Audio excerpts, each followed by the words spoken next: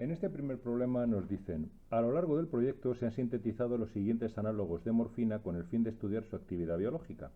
Os doy la estructura de la morfina, la molécula natural, que como veis es bastante compleja. Indicar las estrategias de farmacomodulación seguidas en el diseño de las moléculas indicadas a continuación, tomando como referencia la estructura de la morfina. E indicar el objetivo perseguido en concreto en el caso de las moléculas E y F. ¿De acuerdo? Bien, vamos con la primera serie. En esta primera serie observamos que las moléculas son mucho más simples que la de la morfina. ¿De acuerdo? Tienen características estructurales que también tiene la molécula de la morfina, pero son mucho más simples que la propia molécula natural. Con lo cual podemos concluir que la estrategia que se está siguiendo es una estrategia de tipo disyuntiva. ¿De acuerdo? Disyuntiva, en la cual las moléculas que se sintetizan van a ser más simples, le estoy retirando complejidad estructural, le estoy retirando ciclos, ¿de acuerdo? En concreto, ¿vale? Con el fin de determinar ¿cuál es el objetivo? Entonces, el objetivo de esto suele ser normalmente la determinación del farmacóforo. ¿De acuerdo? La determinación del farmacóforo, que es la estructura mínima con actividad biológica. ¿De acuerdo? Actividad biológica en una estructura mínima. Eso es lo que se intenta determinar. Estructura simplificada. En concreto, el farmacóforo, como digo, es la estructura mínima de la molécula que permite tener una actividad biológica. Vemos que en el A, por ejemplo, no hay nitrógeno básico. No hay nitrógeno básico, cosa que sí que existe en las B y C. ¿Para qué se hace esto? Pues para determinar si ese nitrógeno, si esa interacción, que presumiblemente sea de enlace iónico ionizado, es importante para la actividad o no. ¿De acuerdo? En los otros dos, fijaros como sí que hay nitrógeno básico. Sin embargo, en uno de ellos el nitrógeno básico está incluido en un ciclo, donde tenemos un triciclo que es muy rígido, y en el otro pues está en una cadena libre, mientras que el triciclo lo tenemos en la otra parte. Así que todo esto va dirigido a la determinación del farmacóforo, con lo cual el objetivo se puede decir que es un objetivo farmacodinámico. ¿Entendido? Farmacodinámico. Es decir, de interacción con la diana. Esa es la clave. Vamos a la segunda serie. En la segunda serie observamos cómo las moléculas son prácticamente igual de complejas que la morfina. Entonces, en este caso no podemos decir que tenemos una estrategia de tipo disyuntiva, tenemos una estrategia modulativa. Una estrategia modulativa que consiste en hacer pequeñas transformaciones sobre la molécula con el fin de ir optimizando sus propiedades. Vamos a ver alguna de las transformaciones. Si os fijáis, respecto de la morfina, aquí lo que hemos introducido ha sido el azufre en lugar de un doble enlace. Luego aquí tenemos una bioisostería,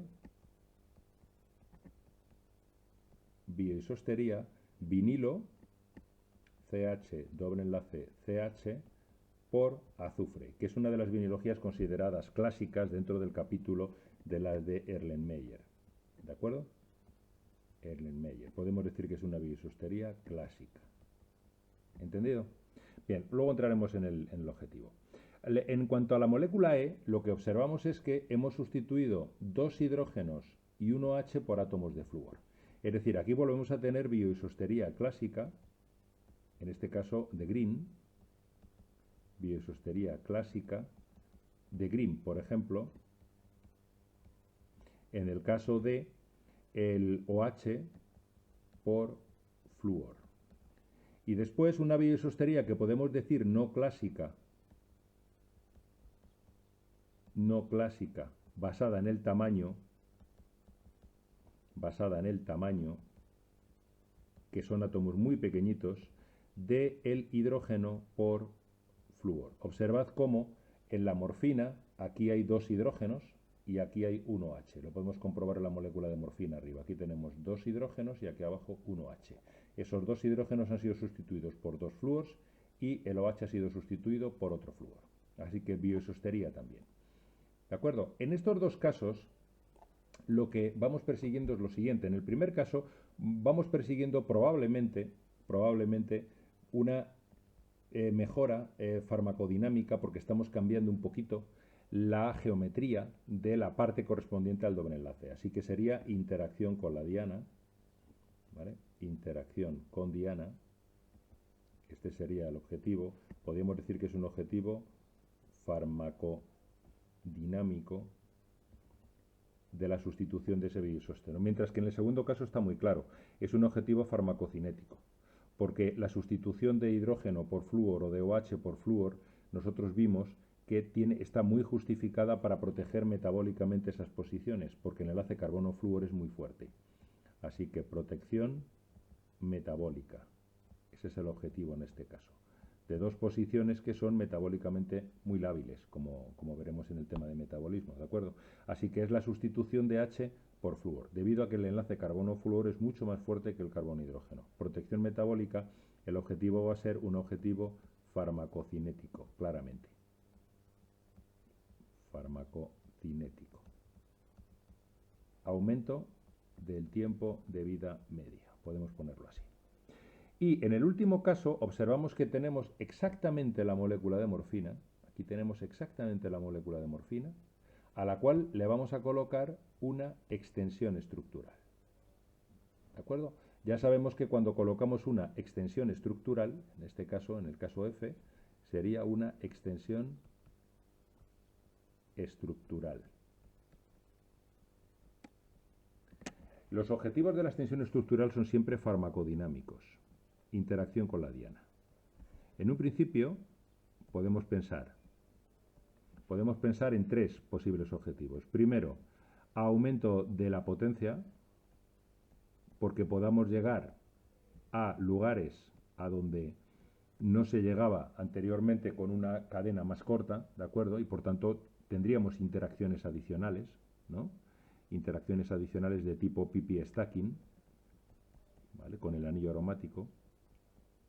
Este podría ser uno de los objetivos. Otro objetivo, ya sabemos que puede ser también incluso búsqueda de selectividad. Porque puede haber receptores o puede haber enzimas que puedan alojar ese grupo tan largo y otras que no lo puedan alojar ese grupo tan largo, ¿de acuerdo? Con lo cual, metiendo un grupo de ese tipo, a lo mejor podríamos conseguir que entraran algunos y en otros no, ¿de acuerdo? ¿Vale? Así que podemos conseguir selectividad, o la tercera podría ser una búsqueda de antagonismo, porque también nos hemos encontrado con que al interaccionar con zonas donde anteriormente no se interaccionaba, puede ocurrir que no se permita la adaptación inducida y por tanto se llega a una conformación no productiva que conduzca a un efecto de antagonismo. ¿De acuerdo? Ya está. En este segundo problema me dicen, tenemos la acetilcolina y se han sintetizado los derivados que veis abajo de la acetilcolina, ¿vale? Del 1, el 2 y el 3, ¿no? Lo que tenemos que ver es también qué estrategias, siempre es esto, qué estrategias se han seguido, ¿de acuerdo? Y el objetivo perseguido. Bueno, en el primer caso, observad lo siguiente, observad que tenemos ahí un doble enlace. Entonces, siempre que vemos un doble enlace tenemos que pensar o en una rigidificación o en una vinilogía. Para lo cual vamos a ver si la molécula de partida puede tener algún efecto electrónico interesante, y lo tiene. Observad cómo la acetilcolina, el éster de la acetilcolina, este oxígeno, tiene dos pares de electrones, ¿de acuerdo? Y aquí tenemos un posible efecto electrónico que a lo mejor sería interesante poder extenderlo en el espacio. ¿Veis? Tenemos dos formas resonantes donde nos encontraríamos ahora lo siguiente. Aquí tendríamos un oxígeno positivo, N positivo o negativo. ¿De acuerdo? Esto nos hace que tener un híbrido de resonancia de este tipo, ¿veis? Donde aquí tendríamos una densidad de carga negativa, aquí tendríamos una densidad de carga positiva y el nitrógeno cargado positivamente de manera permanente. ¿De acuerdo? Este es el efecto electrónico. Observad que con el alargamiento yo consigo, de alguna manera, llevar este efecto electrónico un poquito más allá, con lo cual deducimos que en este caso lo que vamos a tener es una estrategia de vinilogía. Observad cómo el par de electrones del oxígeno puedo llevarlo de una manera similar 2 carbonos más allá. ¿Lo veis? Tendríamos lo siguiente, O menos, doble enlace, sencillo, doble enlace O. Observáis cómo el oxígeno negativo se ha alejado respecto del nitrógeno un poquito. Es decir, ahora mi híbrido de resonancia no va a ser este, va a ser este otro. ¿Veis? Lo habéis alejado un poquito, es decir, la conjugación se va a extender a todo esto, donde aquí tendremos la fracción de carga positiva y aquí la negativa.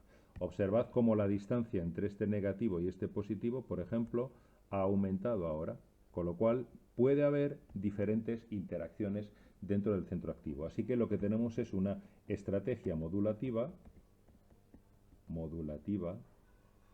de tipo vinilogía,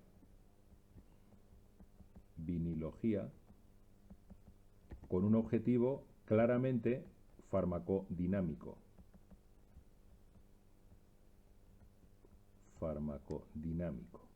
Como es posiblemente la mejora de las interacciones con la diana. Mejora de interacciones con diana. ¿Entendido? Aquí tenemos una clara vinilogía. Muy bien, vamos al segundo de ellos. En el segundo, observad que lo que hemos hecho ha sido colocar un grupo NH2 donde en la acetilcolina teníamos un metilo. Eso es un bioisóstero, este es el compuesto 1, vamos al compuesto 2. Es un bioisóstero de Grimm, es una bioisostería de Grimm. El cambio metilo, o mejor dicho, NH2 por metilo, que es lo que tiene la acetilcolina. ¿Cuál es el objetivo? El objetivo es proteger metabólicamente la acetilcolina, porque, bueno, el derivado de la acetilcolina, no ya la acetilcolina, porque sabemos que los carbamatos son más estables que los ésteres. Esto es un carbamato. Y sabemos que es más estable que el éster por la resonancia que tienen, cosa que no tienen en el caso de los ésteres de igual manera, ¿de acuerdo? El nitrógeno la va a dar muchísimo mejor, ¿vale? Esto no lo puede hacer el metilo, evidentemente, ¿no? Entonces tendríamos esta resonancia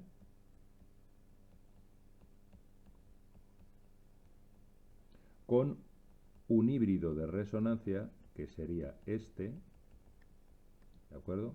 Donde el carbono que tenemos aquí va a ser mucho menos atacable. Este carbono va a tener una densidad de carga positiva mucho más pequeña que la que tendría un carbono de un éster que no tiene este efecto. ¿De acuerdo? ¿Vale? Esta carga positiva sería mucho más grande, debido a que no tiene el efecto de la resonancia. El nitrógeno cede su par de electrones aquí en esta forma resonante y hace que este carbono de alguna manera tenga menos carga positiva. Así que el éster es más reactivo. Con lo cual estaríamos ante una estrategia modulativa.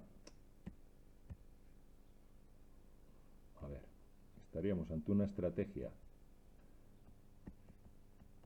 modulativa de tipo bioisosterismo clásico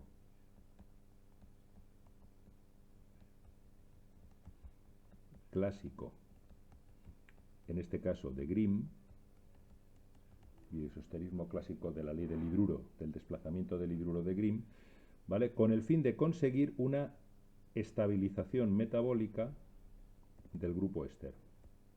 Estabilización metabólica del fármaco. Metabólica del fármaco frente a la hidrólisis.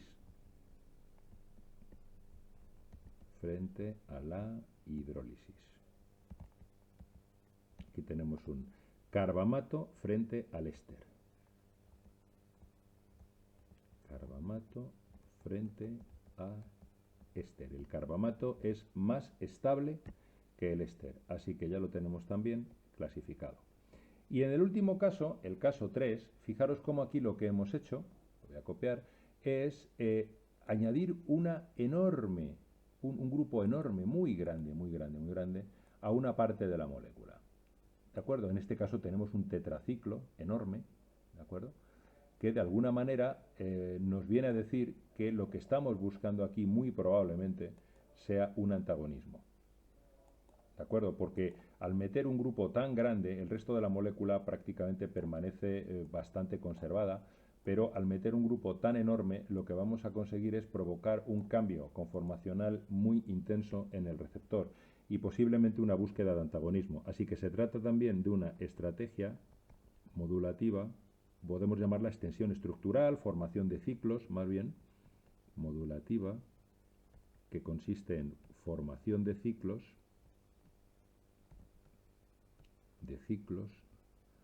para introducir un grupo voluminoso en la búsqueda de antagonistas.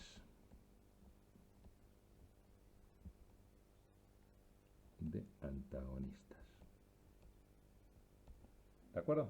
Esta sería. Bueno, ya la tenemos clasificada esta también.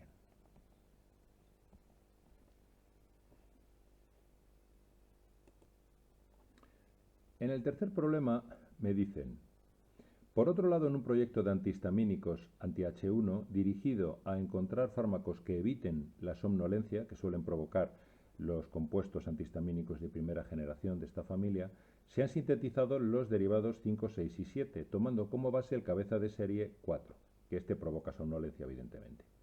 Bueno, me piden nuevamente la estrategia y los objetivos. Vamos a ver, en este caso el objetivo está claro, el objetivo está en evitar que atraviese la barrera hematoencefálica, porque si quiero evitar la somnolencia, el objetivo es claro.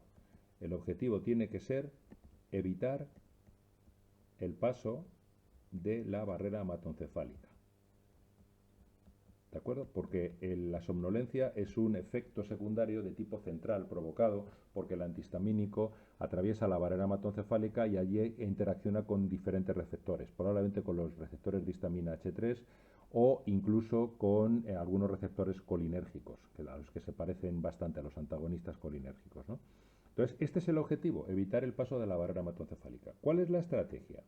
La estrategia que hemos seguido en todos los casos, fijaros cómo ha sido una estrategia modulativa, pero en cada caso ha sido diferente. ¿Vale? Estrategia ha sido modulativa. O las estrategias han sido modulativas en todos los casos, ¿no? Fijaros, en el caso del compuesto 5, el cambio fundamental que se produce es un cambio de un CH en un benceno por un N. Esto es CH por N. Estamos ante una bioisostería clásica de Grimm. Clásica de Grimm. ¿Por qué lo hacemos? Pues porque la piridina es mucho más polar que el benceno. Más polar que el benceno. Si hacemos la molécula más polar, lo que conseguiremos es dificultar el paso por la barrera hematoencefálica. Eso ya lo sabemos. Ya sabemos que la barrera hematoencefálica es muy, muy especial. ¿Y cómo se consigue evitar el paso de la barrera hematoencefálica? Pues normalmente disminuyendo la lipofilia. ¿De acuerdo? O aumentando la hidrofilia, como queráis. Disminuyendo lipofilia. Con lo cual tendremos que meter grupos polares o ionizables. Ahora veremos. Aquí lo que estamos haciendo es meter un grupo polar, porque como ya os comenté, la piridina tiene un átomo de nitrógeno muy electronegativo que hace que esta parte de la molécula sea positiva y el resto negativa y el resto positiva. Es decir, estamos generando un momento dipolar muy intenso hacia abajo. ¿De acuerdo? Un vector momento dipolar hacia abajo muy intenso que no tiene el benceno, porque el benceno es completamente apolar. ¿Entendido? Este es apolar. Así que aumenta la polaridad de la molécula y, presumiblemente, aumenta la polaridad, disminuirá el log P, evidentemente, y presumiblemente se dificulte el paso de la barrera hematoencefálica. Así que estaría la estrategia seguida en el 5. En el compuesto 6 hemos seguido varias estrategias, todas ellas modulativas también. Vamos a ver cada una. Modulativas. El objetivo es siempre el mismo. ¿Vale? Estrategias modulativas. Vamos a ver, ¿qué es lo que hemos hecho? Fijaros cómo de entrada hemos sustituido un benceno por un tiofeno. Este cambio no es especialmente grande a efectos de polaridad, sigue siendo bastante lipófilo, es un pelín más polar, pero muy poquito. ¿De acuerdo? Pero sí que cambia la geometría de la molécula. Entonces tendríamos, por un lado, un objetivo farmacodinámico. Aquí no vamos buscando, evidentemente, que no atraviese la barrera hematoencefálica, como sería, por ejemplo, el cambio vinilo o azufre por vinilo. Esto ya sabemos que es clásico de Erlenmeyer, bioisosterismo clásico. Con esto aumentamos un poquito la polaridad también, pero sobre todo estamos cambiando las interacciones con la diana. Farmacodinámico y farmacocinético, diré. ¿De acuerdo? Ambos podemos poner, porque aumenta un poquito la polaridad. El azufre es un poquito más electronegativo. Aumenta un poco, pero poquito, la polaridad. Aquí sobre todo podemos decir que el objetivo es más farmacodinámico. Bien, por otro lado, o sea, interacción con la diana, en una palabra. Por otro lado, introducimos un grupo ionizable. Un grupo, este sí que es importante desde el punto de vista farmacocinético, es decir, que no atraviesa la barrera hematoencefálica, como es el ácido carboxílico. Al pH fisiológico, sabemos, al pH del plasma, 4,7, sabemos que este ácido carboxílico, debido a su pK, va a estar completamente ionizado y por tanto no atravesará la barrera hematoencefálica. ¿De acuerdo? No atravesará la barrera hematoencefálica. ¿Hemos hecho algún cambio más? Sí. Hemos ciclado, es decir, hemos rigidificado la molécula, que es otro objetivo farmacodinámico. Todo esto va dirigido también a mejorar la interacción con la diana. ¿Por qué puede tener esto que ver con la somnolencia? Bueno, en el hipotético caso de que algo de producto pueda atravesar la barrera hematoencefálica, a lo mejor lo que estamos intentando es conseguir selectividad para que interaccione con unos receptores y no con otros. ¿De acuerdo? Esto siempre puede venir bien, siempre que vaya buscando la selectividad. Farmacodinámico. Hemos hecho una rigidificación por formación de ciclos. Por formación de ciclos. Aquí lo que vamos buscando, ya sabemos, es un objetivo farmacodinámico que es búsqueda de selectividad. Y ya está, ya hemos terminado con esta molécula. Así que aquí el cambio que realmente, de alguna manera, está dirigido a evitar que atraviese la barrera hematoencefálica es únicamente el cambio del carboxilo. Los demás no son tan farmacocinéticos, es decir, no van tanto en el sentido de evitar que atraviese la barrera hematoencefálica, sino más bien en el sentido de intentar optimizar la interacción con la diana, que también, de alguna manera, puede ser otra estrategia para mejorar para que no produzca somnolencia o sea mínimo ese efecto. Y vamos al 7, que el 7, si os dais cuenta, es exactamente igual que el 6, que es con el que lo tengo que comparar, pero la diferencia está en que he introducido un anillo de tetrazol por el ácido carboxílico. Aquí sí es muy obvio, porque aquí evidentemente va a ser una estrategia modulativa de tipo bioisóstero no clásico.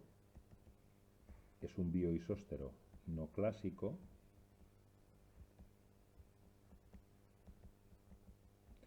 En concreto, el tetrazol por ácido carboxílico. Ya sabemos que este bioisóstero está basado en la geometría y el pK, basado en el pK similar, la acidez, pK similar, la geometría y la ventaja que aporta es una mayor lipofilia, incluso cuando está ionizado. Es su mayor lipofilia, con lo cual se favorece la absorción. Favorece la absorción, ¿de acuerdo? Por vía oral, porque el ácido carboxílico puede tener algún problema. ¿Entendido? Pero como también va a estar ionizado, a pesar de ser un poco más lipófilo, como también va a estar ionizado, difícilmente va a poder atravesar la barrera hematoencefálica. ¿De acuerdo? Dado que el tetrazol, si el ácido carboxílico está ionizado de esta manera, ¿de acuerdo? Recordad que lo pintábamos así, ¿veis? Totalmente deslocalizado. Si el ácido carboxílico está deslocalizado de esta manera, el tetrazol también lo está, ¿de acuerdo? Entonces podemos pintar nuestro anillo de tetrazol con una carga negativa deslocalizada dentro, una vez que se ha ionizado. Entonces está ionizado, con lo cual, como digo, difícilmente va a atravesar la barrera hematoencefálica. El pK es el mismo, con lo cual las propiedades físico-químicas no van a cambiar mucho, pero la propiedad físico-química es en el sentido de la ionización, porque su lipofilia sí es mayor, ¿de acuerdo? Y eso provoca que se absorba un poquito mejor. ¿Entendido? Ya está, este también. Y vamos a por el último, que dice: el compuesto 1 es un análogo de dopamina en estudio para el tratamiento de la enfermedad de Parkinson. Se ha llevado a cabo un programa sistemático de química médica con el fin de encontrar análogos de dopamina con mayor potencia y mejor selectividad. Para ello se han sintetizado las dos series de compuestos indicados abajo, habiendo elegido finalmente el compuesto 1, precisamente, como el candidato cabeza de serie para posteriores estudios. Identificar las estrategias de farmacomodulación seguidas en el diseño de cada una de las series y el objetivo principal perseguido en cada caso. ¿De acuerdo? Bien, vamos a ver. Tenemos la dopamina, y la dopamina es nuestro compuesto de referencia. A partir del programa de química médica hemos llegado a este compuesto, pero hemos llegado sintetizando otra serie de derivados que vemos abajo, ¿no? Entonces, todos estos compuestos los tenéis que comparar fundamentalmente con la dopamina, ¿de acuerdo? Entonces, fijaos, ¿qué estrategia fundamental hemos seguido aquí? Evidentemente es una estrategia modulativa. Es una estrategia modulativa, porque fijaros cómo la molécula no cambia mucho, ni de tamaño, ¿de acuerdo? Ni en general de grupos funcionales, tampoco. No cambia demasiado, ni se hace mucho más simple, ni se hace mucho más compleja. Así que podemos decir que se trata de una estrategia modulativa. Fijaros cómo en el A lo que tenemos es una bioisostería, tenemos una clásica bioisostería de azufre por CH, o sea, azufre por vinilo, CH-CH. ¿Veis? El doble enlace. Fijaros cómo en el B y en el C lo que tenemos es una bioisostería OH o flúor por OH, mejor dicho, siempre ponemos primero el compuesto al que se llega. Flúor por OH, en ambos casos. Pero en el primer caso cambiamos el de abajo, en el segundo caso cambiamos el de arriba. Mientras que en el D lo que tenemos es una bioisostería N por CH. ¿De acuerdo? N por CH. Luego, la estrategia modulativa está clara. En todos los casos tenemos bioisostería. ¿Qué vamos persiguiendo? Bueno, el objetivo fundamental aquí va a ser, tal y como está puesto, en algún caso puede ser farmacocinético, pero prácticamente en todos va a ser farmacodinámico. ¿De acuerdo? Es decir, la mejora de la interacción, la búsqueda de interacciones. El objetivo,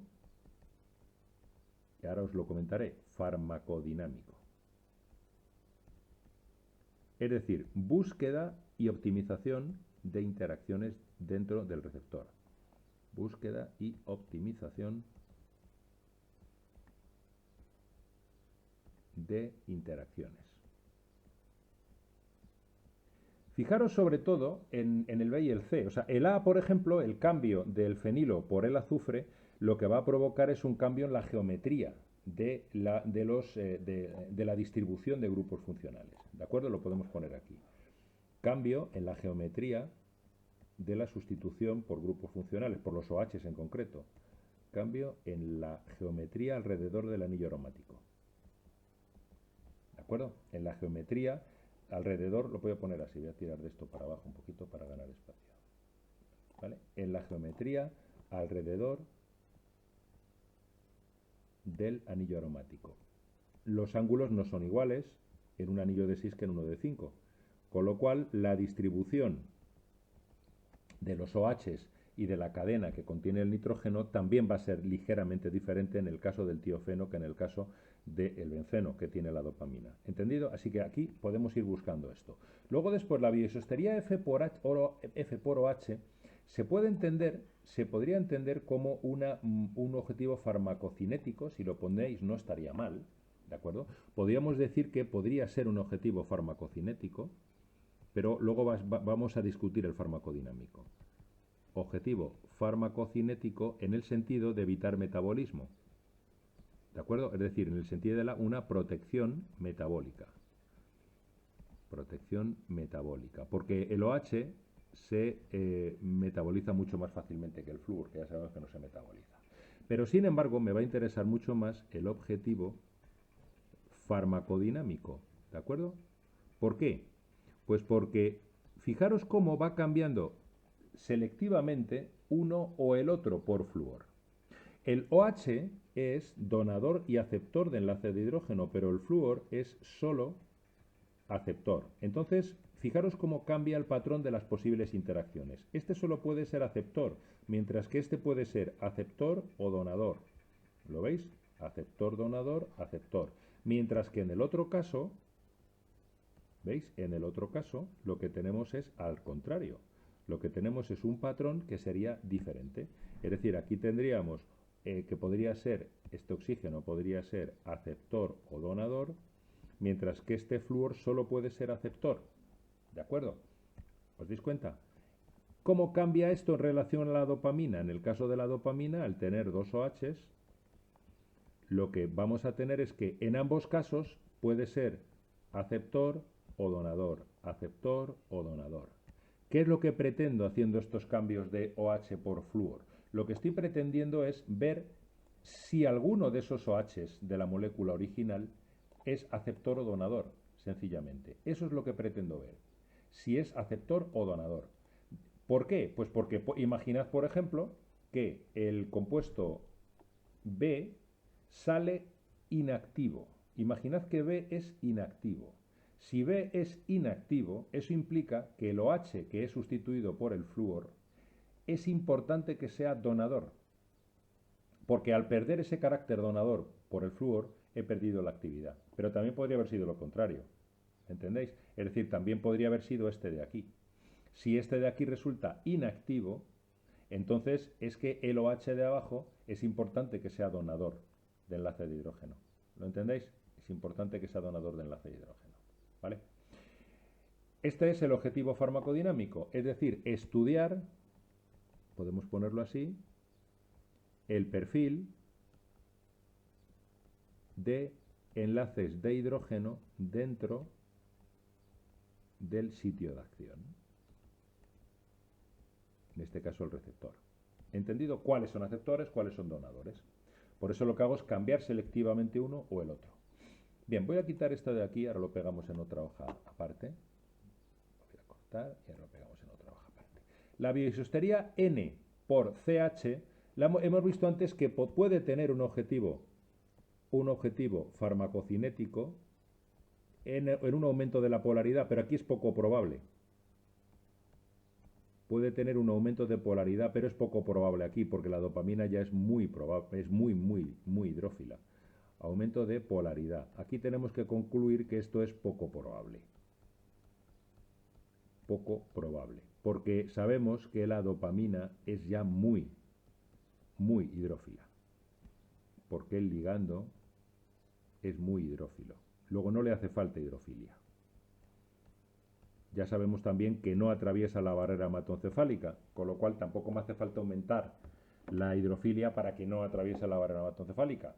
O al revés, si la estoy aumentando, es más, si lo que quiero hacer es un análogo de dopamina, si la estoy aumentando, pues todavía la atravesaría peor, ¿no? Así que es muy poco probable. Entonces, el objetivo va a ser casi seguro farmacodinámico.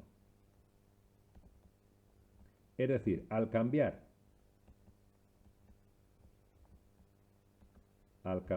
el CH por nitrógeno de tipo piridínico, introduzco polaridad de entrada, pero no para intentar que atraviese o no la barrera hematoencefálica, sino para intentar establecer interacciones. Por ejemplo, dipolo-dipolo, ¿no?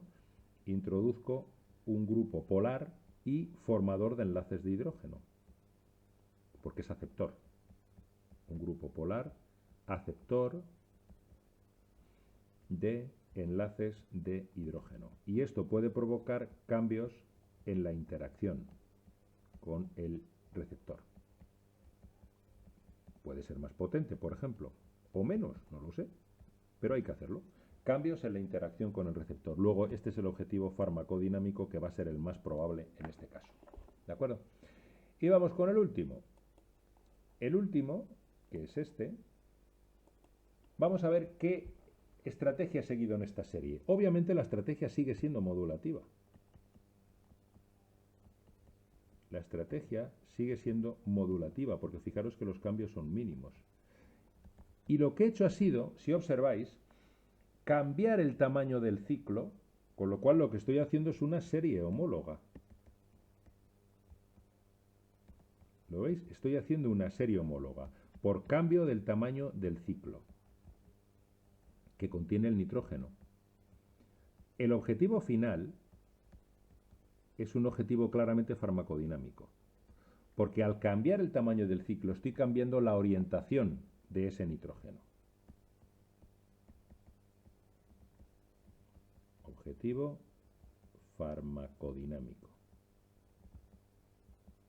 que es optimizar la interacción de ese nitrógeno que estará protonado, optimizar la interacción de la amina protonada, muy probablemente por enlace iónico reforzado, de la amina protonada y positiva, por supuesto, protonada positiva, dentro del receptor por enlace iónico reforzado. ¿Entendido? Ya está, este está muy claro. Aquí la estrategia está clara. Fijaros cómo cada nitrógeno, de alguna manera, cae hacia una dirección, ¿no? También podemos dentro del objetivo farmacodinámico decir que estamos introduciendo cadenas lipófilas. Al ampliar el ciclo se introducen cadenas lipófilas que pueden establecer interacciones lipofílicas, que ya sabéis que hay muchas dentro de los centros activos, mejorando también la interacción con la diana, que pueden aportar interacciones hidrofóbicas.